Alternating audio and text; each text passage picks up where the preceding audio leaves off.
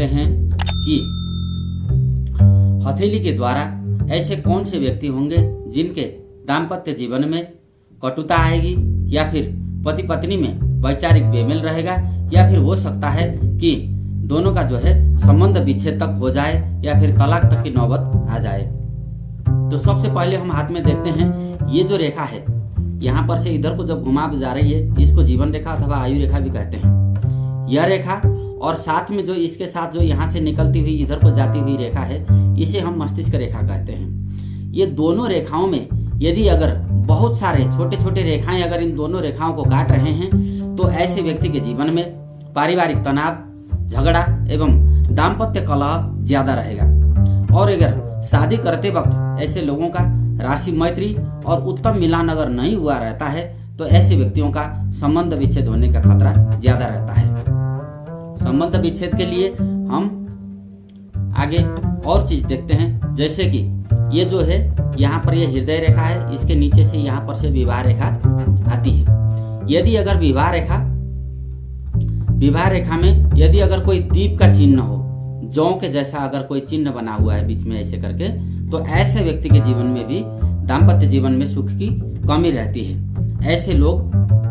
खास करके प्रेम तो करते हैं लेकिन प्रेम में धोखा देने की प्रवृत्ति अधिक रहती है, और खास करके प्रेम के दौरान ही किसी प्रकार का कोई अप्रिय घटना इनके जीवन में घटित होने की संभावना ज्यादा रहती है। खास करके विवाह रेखा में यदि अगर यहाँ पर दीप का चिन्ह होगा तो ऐसे लोग थोड़ा सा आपराधिक प्रवृत्ति के भी रहते हैं और अपने जीवन साथी के साथ हमेशा झगड़ा करते रहते हैं और वैवाहिक जीवन तनावपूर्ण रहता है। और विवाह रेखा में ऐसा चिन्ह का होना ये भी एक, अगर लंबे समय तक झगड़ा चलता रहा तो हो सकता है कि इसमें भी संबंध विच्छेद का खतरा बने। संबंध विच्छेद के लिए और भी कई चीजें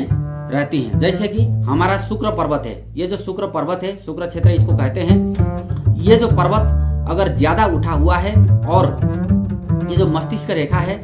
और ये हृदय रेखा, ये मस्तिष्क रेखा और हृदय रेखा एक ही रेखा हो या फिर आपस में मिला हुआ हो, तो ऐसी स्थिति में भी जब तक के विवाह के पश्चात और किसी पराई स्त्री या फिर पराई मर्द के साथ अनैतिक संबंध रहने के चांस ज्यादा रहते हैं। और अगर विवाह रेखा यहाँ पर से जो विवाह रेखा है या फिर संबंध रेखा है, इस रेखा को अगर कई और रेखाएं अगर काट रहे हैं तो ऐसे व्यक्ति का भी घर में झगड़ा, फसाद, तनाव रहेगा और विवाहेतर संबंध यानी कि दूसरी या फिर दूसरे के साथ संबंध रहने के चांसेस ज्यादा रहते हैं। जीवन साथी के साथ तालमेल बनाना हमारे जीवन का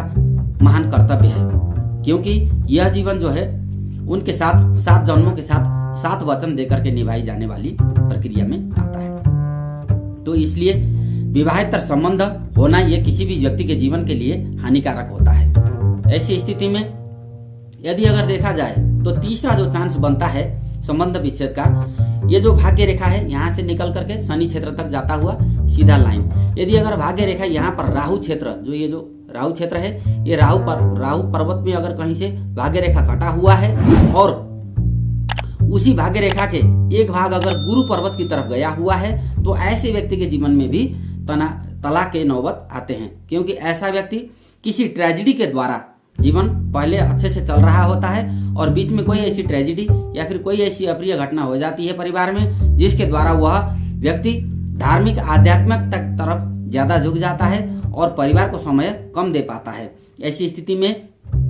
भी तलाक के नौबत आ सकते हैं। या फिर ऐसे में जब संबंध विच्छेद होता है तो व्यक्ति इसमें स्वयं जिम्मेदार होता है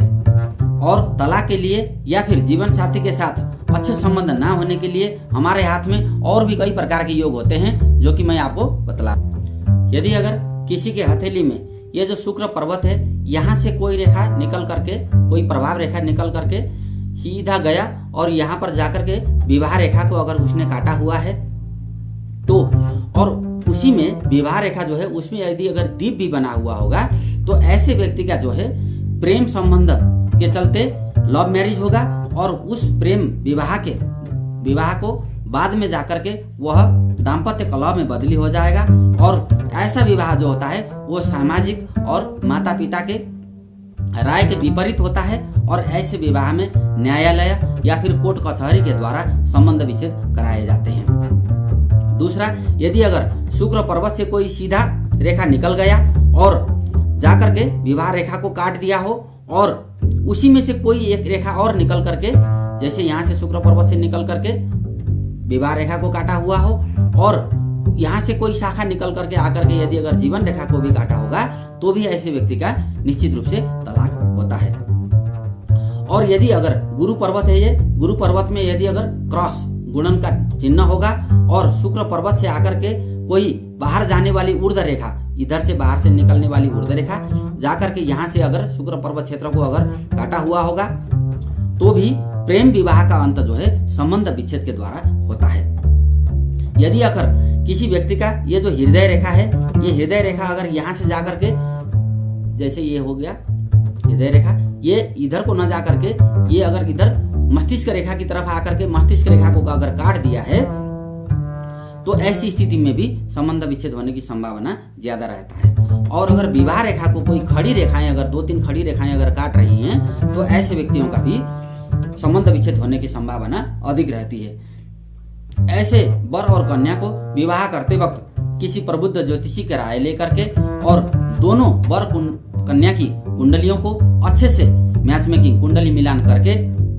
और अगर ऐसे कोई ग्रह योग बने हैं हाथ में या फिर जन्म कुंडली में, ऐसे लोगों को निश्चित तत्त ग्रह के उपाय करके ही विवाह के कार्यक्रम को प्रतिपादन करना चाहिए। राधे।